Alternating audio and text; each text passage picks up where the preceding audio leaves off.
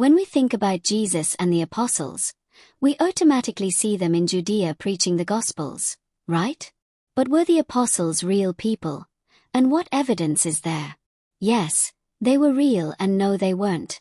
And this is why, according to most historians and scholars of Christianity, the available evidence is a mix of religious texts, traditions, and some archaeological clues.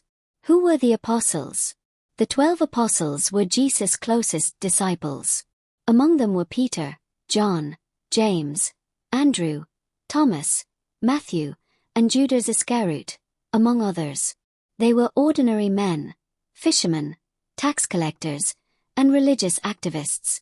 What evidence is there of their existence? Biblical texts. The Gospels and the Book of Acts recount their lives, teachings, and deaths. Although these are religious texts, they are also considered historical sources. Ancient historians' writings. Some, like Flavius Josephus, mention figures related to the apostles. Christian tradition.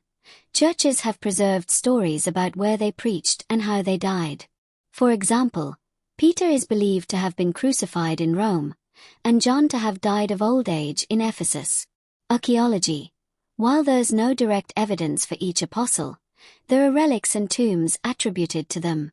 For instance, the arm of Jude Thaddeus is preserved, and there are records of an attempted theft of the heads of Peter and Paul. What do experts say?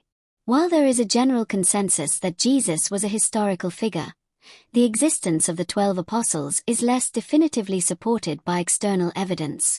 Most information about the apostles comes from the New Testament, particularly the Gospels, which are considered religious texts rather than purely historical documents.